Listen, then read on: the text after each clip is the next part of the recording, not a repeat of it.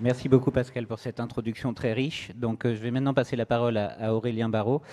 Aurélien, donc le point de vue scientifique sur la question, parce que moi il y a quelque chose qui m'interpelle toujours, c'est que les scientifiques, quand ils parlent d'intelligence artificielle, quand ils proposent de nouvelles inventions, les pouvoirs politiques les écoutent tout de suite. Or, quand ils interpellent sur le climat, sur la biodiversité, à l'échelle internationale depuis 1972, donc ça va bientôt faire 50 ans maintenant, là, ce n'est jamais suivi d'effets concrets. Donc comme il est vraiment urgent d'agir, qu'est-ce qu'on fait maintenant comment un scientifique comme toi voit les choses et qu'est-ce qu'on peut faire concrètement dans cette histoire de nouveau contrat social? Oui, donc merci beaucoup de l'invitation. Je suis à la fois très content d'être ici et puis un peu triste en fait, parce que ce qu'on évoque est assez tragique en réalité. Alors c'est vrai que quand on m'a proposé de venir, je me suis tout de suite imaginé faire un petit exposé scientifique, comme tu viens de m'y enjoindre à nouveau, voire philosophique, enfin ce que je sais un peu faire. Et finalement, je vais un peu vous piéger parce que c'est pas du tout ce que je vais faire. Je vais utiliser mes 10 minutes pour vous parler de politique essentiellement, parce que je crois que face à l'urgence, on n'a plus le choix en réalité. La situation, elle est dramatique à beaucoup de niveaux différents. Elle est dramatique, on le sait, c'est maintenant bien médiatisé, pour ce qui concerne le changement climatique, le dérèglement climatique qui ne fait plus question et dont l'origine anthropique, c'est-à-dire humaine, est actée. Elle est aussi dramatique, et là je peux peut-être faire un point scientifique, du point de vue de l'utilisation exponentiellement croissante des ressources dans un monde de taille finie. Cela n'est pas possible. Cela n'est pas durablement possible. En physique, dans mon domaine, on appelle cela une instabilité. Et un système instable, c'est un système qui va crasher automatiquement. Nous sommes donc en train de mettre en œuvre le crash du système planète Terre, ce qui est un peu contrariant. La situation est au moins aussi dramatique, on en parle moins en ce moment, du point de vue de la pollution, de l'eau, de l'air, des sols, et je dirais que les effets sur la biodiversité sont comparables, voire supérieurs à ceux du réchauffement climatique. Et enfin, la situation est dramatique et on en parle beaucoup moins en ce moment, alors que c'est tout aussi grave, de par l'étiolement, disons l'atrophie, si vous voulez, des espaces de vie. Les animaux n'ont simplement plus de lieu pour vivre, et par conséquent, ils meurent.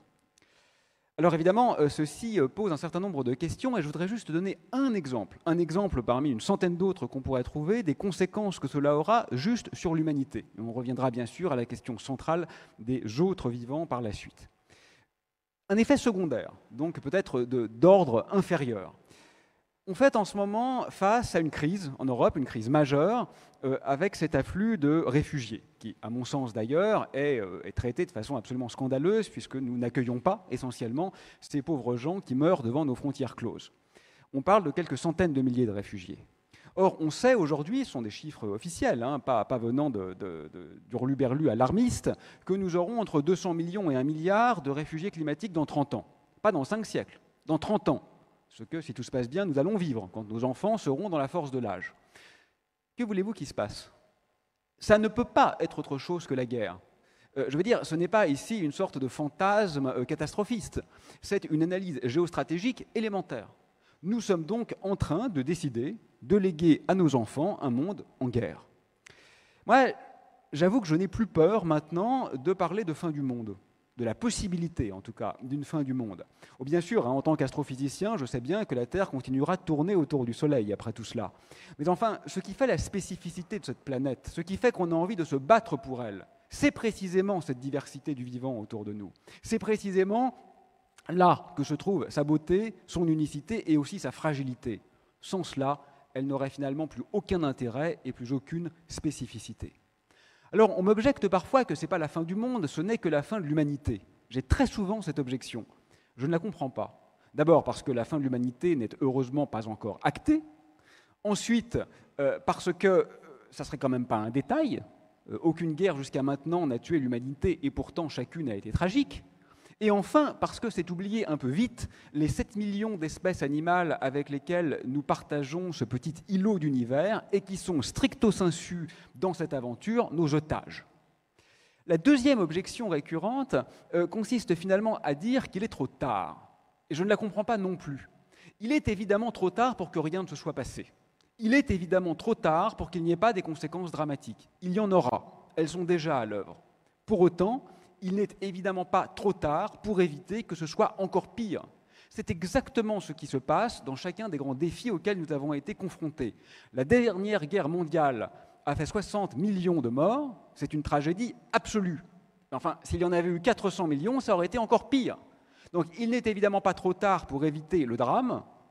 Il est trop tard pour éviter le drame, mais il n'est pas trop tard pour éviter une amplitude, une ampleur et je dirais un déversement du désastre encore plus conséquent encore que celui-ci.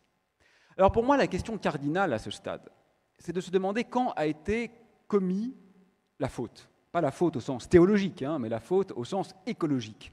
Quand sommes-nous partis sur ce que le philosophe Gilles Deleuze appellerait une ligne de mort? Et je crois que la réponse est assez inquiétante. Parce qu'en réalité, ce n'est pas récent. Ce n'est pas l'apanage de la modernité ou de l'ère industrielle. On a aujourd'hui des documents étayés, des études scientifiques très sérieuses, qui tentent à montrer que dans un passé très reculé, quand nous étions encore chasseurs-cueilleurs, dès lors qu'une zone du globe était colonisée par les humains, il y avait une extinction massive de la macrofaune. Je veux dire, bien au-delà des simples prélèvements associés à l'alimentation. Donc ça, c'est un peu contrariant, parce que ce qui semble se dessiner ici, c'est un comportement qui est finalement endémique à ce que nous sommes. Ce qui signifie que l'enjeu n'est pas de renouer avec un passé fantasmé qui n'a jamais eu lieu, pendant lequel nous aurions été dans une sorte d'équilibre bienfaisant avec la nature. L'enjeu est d'inventer un devenir radicalement autre. Cet enjeu est immense. Je ne sais pas si nous saurons relever ce défi, mais je crois que nous serions plus coupables encore de ne pas le tenter. Voilà. C'est la raison donc pour laquelle on a publié il y a quelques jours un appel qui a été bien relayé par le journal Le Monde et par beaucoup d'autres médias, avec 200 personnes qui sont des scientifiques, plusieurs professeurs au Collège de France, membres de l'Académie des sciences, des artistes, des intellectuels, des acteurs. Cet appel ne dit pas grand-chose, parce qu'il est très court, on le voulait percutant, mais il dit quand même quelques petites choses pas totalement négligeables. La première chose que nous avons voulu marteler, et c'est ce que tu as rappelé en introduction, c'est qu'il faut que la réception du sérieux change de camp. On ne peut pas continuer à faire comme si la pensée écologiste était l'apanage de quelques doudingues et le dogme d'une croissance immodérée était l'apanage des gens sérieux. C'est exactement l'inverse. Voilà. Il faut que cette idée pénètre la société. Aujourd'hui, prôner une croissance continue revient exactement à dire on est face au gouffre, accélérons. On ne peut pas continuer comme ça. Ce qui ne remet pas en cause les bienfaits réels qu'il y a eu au niveau de la médecine, de l'hygiène et de l'accès à l'alimentation des pays pauvres dernièrement. C'est une question complètement différente. Le deuxième point que nous avons souhaité souligner, c'est qu'il faut des mesures politiques, concrètes, coercitives, impopulaires, s'opposant à nos libertés individuelles. On ne peut plus faire autrement. Ça, c'est un sujet débattu. Peut-être certains d'entre vous ne seront pas d'accord avec ça, mais ce que je crois fermement, c'est que l'appel à la responsabilité individuelle est nécessaire, mais insuffisant. Pourquoi ? Parce qu'aujourd'hui, tout le monde sait qu'on va à la catastrophe. Les négationnistes sont de plus en plus rares, ils ne sont pas crédibles. Et pourtant, rien ne change. Oui, nous sommes faibles, nous sommes ainsi faits. Si nous sommes en retard et au volant d'une grosse voiture, sur l'autoroute, on roulerait presque tous à 200 km/h si c'était autorisé. Mais en même temps, nous sommes quand même suffisamment sages pour savoir que l'existence de lois qui nous empêchent de le faire, parce qu'on met notre vie et celle des autres en danger, est nécessaire. Donc on peut simultanément, si vous voulez, être incapable de se raisonner à l'échelle individuelle, ce qui est notre cas, globalement, mais être capable de comprendre que nous avons besoin d'être raisonnés à l'échelle collective. Et donc, nous devons exiger des pouvoirs publics des mesures réelles, c'est-à-dire que les discours, la main sur le cœur, maintenant, n'ont plus aucun intérêt, qui sont concrètes et qui sont impopulaires, parce qu'elles vont forcément s'opposer à un peu de notre confort. Cela dit, et je trouve que ce lieu ici est un très bel exemple, ce n'est quand même qu'une perte de liberté apparente. Parce que quand on dit à un enfant, à un jeune enfant, « je t'interdis de casser ton jouet », bien sûr, on entrave sa liberté de l'action dans l'instant. Mais c'est pour qu'il ait précisément la liberté de pouvoir y revenir par la suite et d'y jouer pendant toute son adolescence. Donc il faut aussi redéfinir nos valeurs dans ce geste. Le troisième et dernier point que nous avons voulu souligner, c'est qu'il faut harceler le pouvoir politique pour que l'écologie soit considérée comme une priorité.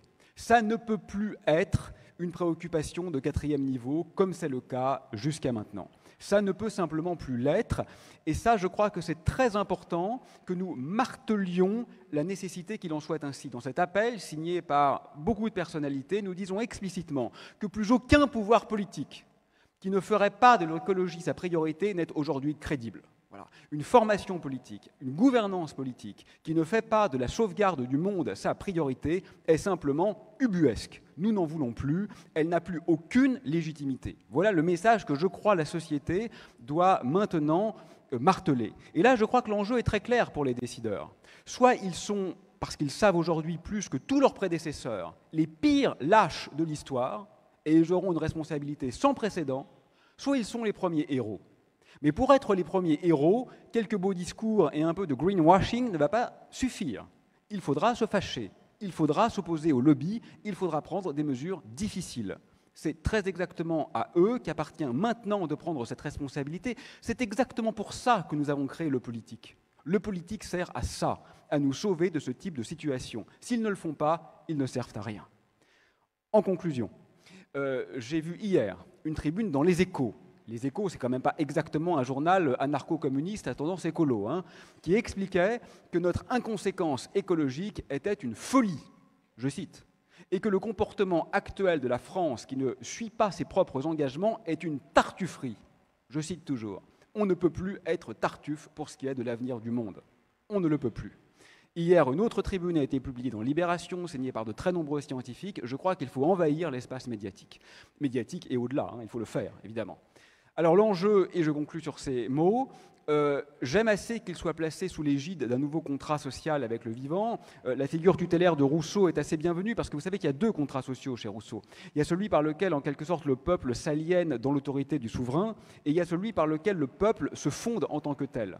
Et c'est ce qu'évoquait Benjamin en introduction. Je crois qu'aujourd'hui, le défi, c'est bien sûr de déconstruire un certain nombre de nos valeurs et de notre acharnement technocratique, mais c'est aussi de repenser ce concept de peuple au seul sens qui est aujourd'hui véritablement un avenir, c'est celui de la grande tribu des vivants. Merci.